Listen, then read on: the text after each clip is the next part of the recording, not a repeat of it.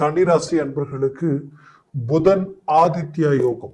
உங்களுடைய ராசியினுடைய அதிபதியும் உங்களுடைய சூரிய பகவானும் 11ஆம் இடத்துல இணையக்கூடிய இந்த கால அமைவுகள் 30 நாட்கள், ஜூலை மாதம் 17ஆம் தேதியிலிருந்து ஆகஸ்ட் மாதம் 17ஆம் தேதி வரைக்குமே இந்த கால அமைவுகள் நடைபெறும். இந்த காலகட்டங்களில் உங்களது வாழ்க்கையில் கிடைக்கக்கூடிய அற்புத பலன்கள் என்னன்றதை இந்த காணொலியில தெளிவா விவரமா நம்ம பார்க்கலாம். நம்ம சேனலை சப்ஸ்கிரைப் பண்ணாதவங்க பண்ணிக்கங்க, பெல் பட்டனை கிளிக் பண்ணி ஆல் ஆப்ஷனை கொடுத்துக்கங்க. அப்பதான் அடுத்தடுத்த காணொலிகள் உங்களை உடனடியாக வந்தடையும். கன்னிராசி அன்பர்கள், புதன் பகவானின் ஆதிக்கத்தில் பிறந்திருக்கிறீங்க. புதன் உச்சம் பிளஸ் ஆட்சி அடைந்தது உங்களுடைய ராசியில தான். அப்போ உங்களுடைய வாழ்க்கையில நீங்க எடுக்கிற முடிவு தெளிவா இருக்கும். ஒரு முடிவு எடுத்தீங்கன்னா முடிவை விட்டு அவ்வளோ சாதாரணமா மாறிட மாட்டீங்க. வைராகியம் கொண்டவங்க. அது மட்டும் அல்ல, தன்மானத்துக்கு ஒரு பங்கம் வந்தா எந்த விதத்திலையும் ஏத்துக்க மாட்டீங்க. அது மட்டும் இல்ல, உங்களுடைய கெஸ்ஸிங் ரொம்ப கரெக்டா இருக்கும். ஒரு சின்ன சின்ன குறைகள் நிறைகள் கூட கரெக்டா கால்குலேஷன் பண்ணிடுவீங்க. ரொம்ப அட்வான்டேஜா யோசிப்பீங்க. இது எல்லாமே உங்ககிட்ட இருக்கக்கூடிய ஒரு ஹைலைட். ஆனா இங்க பிரச்சனை என்னன்னா, கன்னிராசி என்பர்கள் ரொம்பவும் நீங்க எவ்வளவு மற்றவங்களுடைய பார்வைக்கு ஆக்டிவா இருக்கிறவங்களோ அவ்வளோ உள்ளுக்குள்ள கஷ்டப்பட்டுக்கிட்டே இருக்கிறீங்க. ரொம்ப மன உளைச்சலுக்கு ஆளாகிறீங்க. நீங்க எந்த லெவலுக்கு நேர்மையா இறங்கி செயல்படுறீங்களோ அந்த நேர்மைக்கு தகுந்தவாறு சோதனைகளே உங்ககிட்ட வந்து நிற்கும். உங்க லைஃப்ல நீங்க எவ்வளவு ஸ்பீடா மூவ் பண்ணக்கூடிய அளவுக்கு உங்ககிட்ட திறமையாற்றல் எல்லாம் இருந்தாலும், ஏதோ உங்களுடைய life partner plus life partner மட்டுமல்லாம தொழில் சார்ந்தவங்களுடைய அந்த தொழில் சார்ந்து அந்த இடத்துல இருக்கக்கூடிய கிளைண்ட் பிளஸ் நட்பு ரீதியில இது எல்லாமே ஒரு கனெக்ட். உங்களுடைய 7ஆம் இடம். அப்போ இது எல்லாமே பார்த்தா உங்களை அப்படியே டவுன் பண்ணக்கூடிய ஒரு நிலைமை. ஏன்னா இவங்களை நீங்க மீண்டும் உருவாக்கி அடுத்த கட்டத்துக்கு கொண்டு போகணும் என்ற ஒரு கடமை அந்த இடத்துல உருவாயிடும். அப்போ இங்க பிரச்சனை என்னன்னா, எந்த லெவலுக்கு நீங்க டாப்பா இருக்கிறீங்களோ அந்த லெவலுக்கு சோதனைகள் உங்களை வந்து அடையுது. இது கடந்த காலகட்டங்களில் இருந்த கிரக பயிற்சிகளெல்லாம் நடந்த ஒரு மன உளைச்சல். ஏன்னா ஒரு புறம் 7 ராகு இருந்தார். கடந்த 1.5 வருஷமா அந்த ராகு கேது. அதற்கு முன்னாடி 1.5 வருஷம் 8ல் இருந்தார். அப்போ 3 வருஷம். இந்த 3 வருஷம் இல்லாம இந்த பக்கம் அர்த்தாஷ்டம சனி, பஞ்சம சனி அதற்கு முன்னாடி கரெக்டா கண்டினியூ ஆயிட்டு இருந்தது. கடந்த 6-7 வருஷமும் உங்க நிலைமை எதிர்க்க கூட வரக்கூடாதுன்ற அளவுக்கு பாதிப்புகளை சந்திச்சிட்டீங்க. இனம் புரியாத வழி வேதனைகள் அடைஞ்சிட்டீங்க. நிறைய பேருடைய வாழ்க்கையில ஏன்னா இந்த லைஃபை வாழணும், இந்த லைஃபை விட்டு அப்படியே வெளியில போயிடலாமா அப்படின்ற அளவுக்கு திருமண விஷயத்திலையும் பாதிக்கப்பட்டவங்க கன்னிராசி என்பர்கள் தான். திருமணத்திற்குரிய அந்த முயற்சிகளில் பாதிக்கப்பட்டவங்களும் கன்னிராசி என்பர்கள் தான். எவ்வளவு ரிஸ்க் எடுத்தாலும் இஷ்டப்பட்டு பிடிச்ச வாழ்க்கை, நீங்க எவ்வளவு உண்மையா இறங்கி போறீங்களோ கடைசியில் அதுவே உங்களுக்கு விலகி போகக்கூடிய நிலைமை. அதுலயும் வேலை பிளஸ் தொழில், இந்த 2 சப்ஜெக்ட்லயும் டோட்டா பிளாக் ஆனது கன்னிராசி என்பர்கள் தான். உங்ககிட்ட இருந்த திறமையை கண்டு மற்றவங்க வியப்படைகிற அளவுக்கு இருந்திருக்கும். ஆனா அந்த அளவுக்கு திறமையாற்றலையும் கொண்டு மற்றவங்களை வளர வச்சது மட்டும் தான் மிச்சமே தவிர நீங்க வளர்ந்த பாடி இந்த இடத்துல இல்லை. என்ன ரிஸ்க் எடுத்தாலும் ஓன இடத்துலயே ஓடிட்டு இருக்கிற மாதிரி இருக்கு. படுற இடத்துலயே கஷ்டப்பட்டுக்கிட்டே இருக்கிற மாதிரி இருக்கு. உழைக்கிறீங்க, பாடுபடுறீங்க, ரிஸ்க் எடுக்கிறீங்க, சம்பாதிச்ச பணமெல்லாம் வட்டி கட்டுற மாதிரி தான் இருக்கே தவிர கடனை கட்டி வெளியில வந்த மாதிரி இன்னைக்கு வரைக்கும் இல்லையே.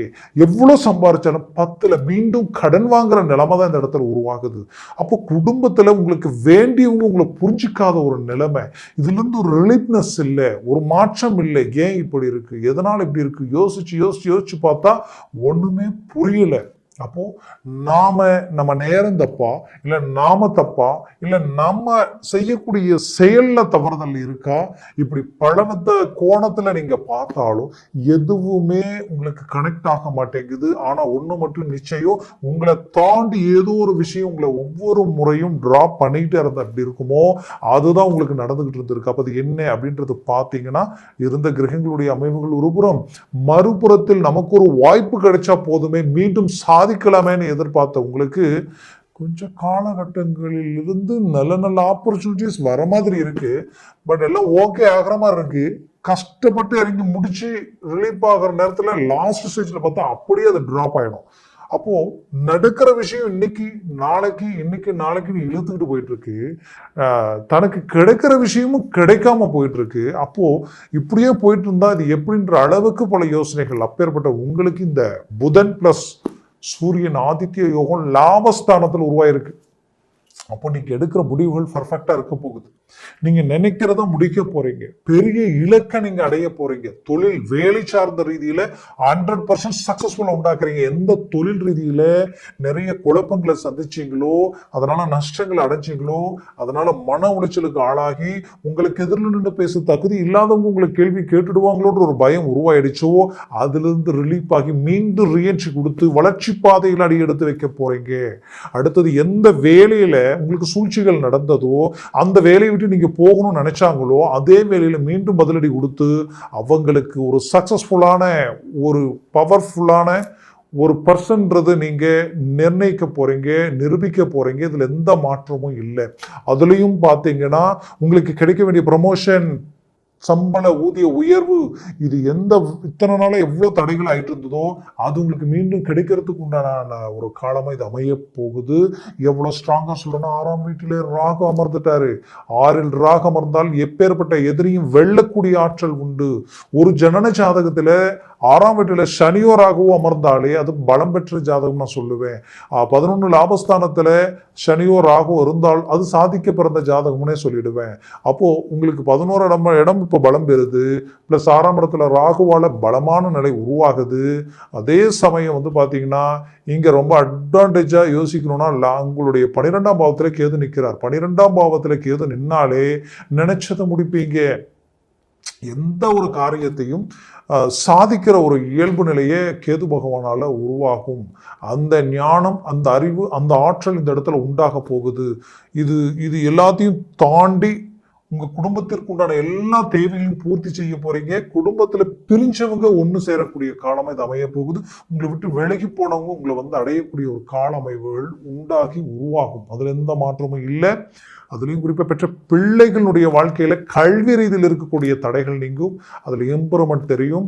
அதே நேரத்துல திருமண வயதில் இருக்கிறவங்களுக்கு உண்டான திருமண முயற்சியும் சரி, வேலை சார்ந்த முயற்சியும் சரி, தொழில் சார்ந்த அமைவுகளும் சரி, ரொம்ப நாளா தடப்பட்டு இருக்கு அப்படின்னு நினைச்சீங்கன்னா அதெல்லாம் உங்களுக்கு அழகா கைக்கூடி வரும்.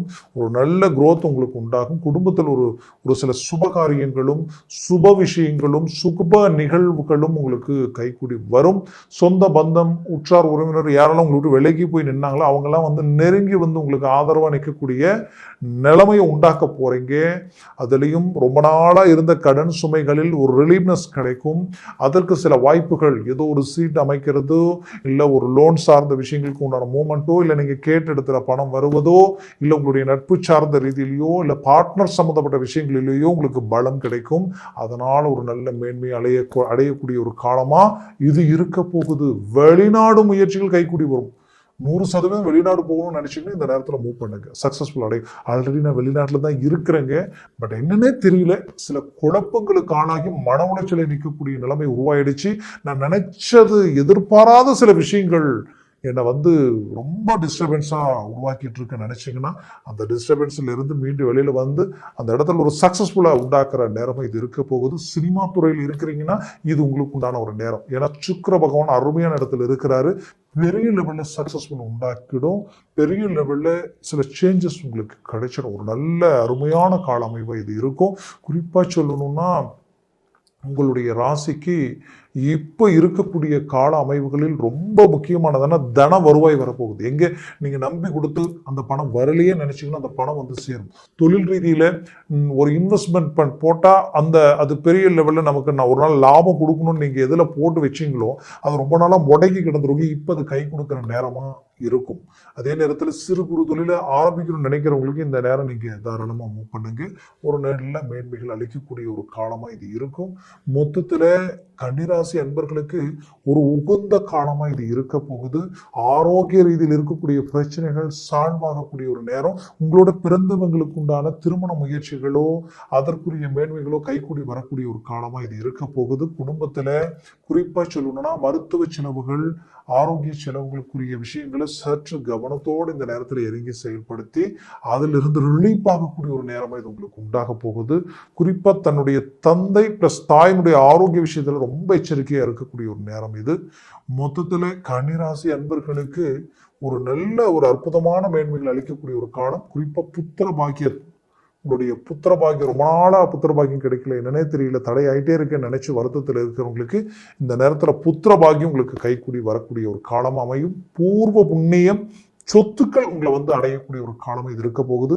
முயற்சி பண்ணால் 100% வெற்றி அடைக்கக்கூடிய ஒரு காலமா இது உங்களுக்கு இருக்கும்.